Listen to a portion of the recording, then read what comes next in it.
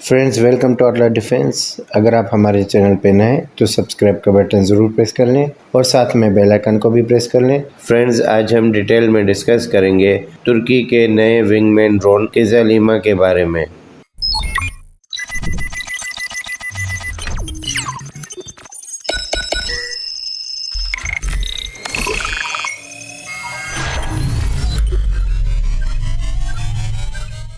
Friends, पहली बार baker company की तरफ से इन किज़ालिमा ड्रोन्स के डिज़ाइन कॉन्सेप्ट को जुलाई 2021 में पब्लिक के सामने अनवील किया गया था।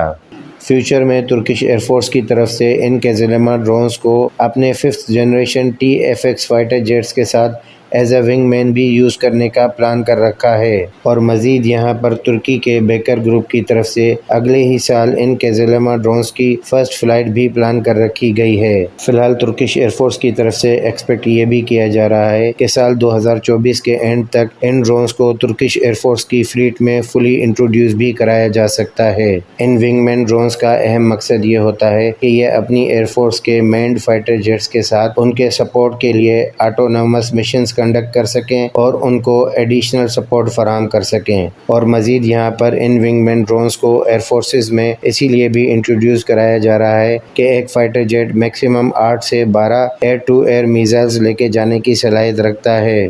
और इसी वजह से इन फाइटर जेट्स के एयरफ्रेम पर हैवी पेलोड की वजह से काफ़ी दबाव भी पड़ता है, जिसकी वजह से इन फाइटर जेट्स के एयरफ्रेम की लाइफ भी कम होती है और इन फाइटर जेट्स की परफॉर्मेंस पर भी इसका असर पड़ता है। तो यहाँ पर दुनिया की एयरफोर्सेस ने अब ये सोचा है कि ये अपने मैन्ड फाइटर जेट्स के पेलोड को कम करके इन विंगमैन ड्रोन्स के पेलोड को बढ़ाकर इन अपने फाइटर जेट्स के सपोर्ट के लिए यूज़ करेंगी। और मज़ीद यहाँ पर इन विंगमैन ड्रोन्स को डायरेक्टली फाइटर पायलट्स के हेड जोन डिस्प्ले और हेलमेट माउंटेड साइट्स के साथ भी कनेक्टिविटी दी जाएगी। और मज़ीद यहाँ पर ये बेकर के किज़ालिमा विंगमैन ड्रोन्स किसी भी फाइटर जेट के मुकाबले में दुगना पेलोड कैरी करने की भी सलाहियत से लेस किए जाएंगे। और यहाँ पर इन विंगमैन ड्रोन्स की सबसे बड़ी खूबी यह है कि ये किसी भी फाइटर जेट के मुकाबले में काफ़ी आसानी से और चीपली डेवलप और मेंटेन भी किए जा सकते हैं। और यहाँ पर बेकर के किज़ालिमा ड्रोन्स में एक खुसूसियत ये भी रखी गई है कि तुर्किश एयरफोर्स के किसी भी फाइटर जेट की तरफ कोई भी मिसाइल फायर किया जाता है तो ये किज़ालिमा ड्रोन्स अपने फाइटर पायलट्स को बचाने के लिए इन एयर टू एयर मिसाइल्स के रास्ते में आकर खुद भी डिस्ट्रॉय होने की सलाहियत रखते हैं।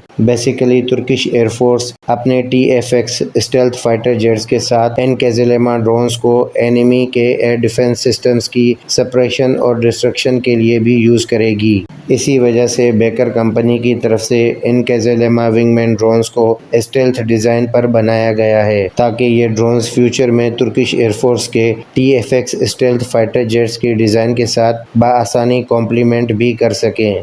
इन दोनों प्लेटफॉर्म्स के स्टेल्थ डिज़ाइन की वजह से एनिमी राडार्स को इनको ट्रैक और डिटेक्ट करने में भी काफ़ी दुश्वारी का सामना करना पड़ेगा। और मज़ीद यहाँ पर बेकर कंपनी की तरफ से इन किज़ालिमा विंगमैन ड्रोन्स को ऑटोनोमस मिशंस के साथ साथ ऑटोमेटेड लैंडिंग और टेक ऑफ करने की भी सलाहियत से लेस किया जाएगा।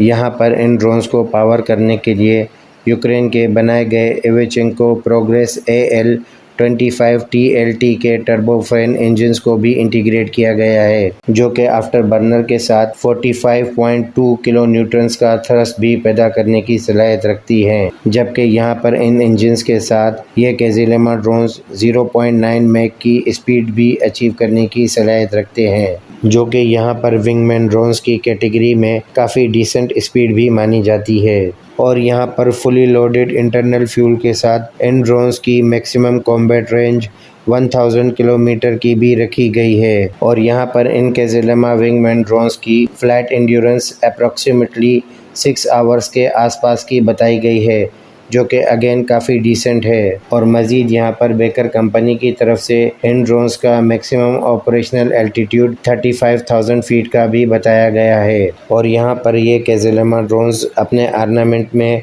Air to air missiles, air to ground missiles, anti ship missiles, cruise missiles, unguided bombs और दीगर किस्म के आर्नामेंट को भी लेके जाने की सलाहियत रखते हैं। और मज़ीद यहाँ पर ये ड्रोन्स तुर्की के indigenous built air to air missiles में गोकदुगान, बोजदुगान, ओकदुगान जैसे एयर टू एयर मिसाइल्स भी कैरी कर सकता है, जबकि यहाँ पर एंटी शिप मिसाइल्स की कैटेगरी में ये ड्रोन्स तुर्की के बनाए गए एल उमतास और सिरिट मिसाइल्स भी कैरी कर सकता है। और मज़ीद यहाँ पर ये ड्रोन्स तुर्की के बनाए गए deadly SOM air to land cruise missiles के साथ साथ लेज़र गाइडेड बॉम्ब्स और लेज़र गाइडेड रॉकेट्स को भी लेके जाने की सलाहियत रखता है। जबकि यहाँ पर इन ड्रोन्स के राडार्स की बात की जाए तो बेकर कंपनी की तरफ से बनाए गए एक्टिव इलेक्ट्रॉनिकली स्कैन्ड एरे राडार्स को इन ड्रोन्स में इंटीग्रेट किया जाएगा, जिनकी मैक्सिमम रेंज 250 किलोमीटर्स की बताई गई है। और मज़ीद यहाँ पर इन ड्रोन्स के एविनिक्स में एसेलसान के बनाए गए कॉमन अपर्चर टारगेटिंग सिस्टम्स को भी इंटीग्रेट किया जाएगा।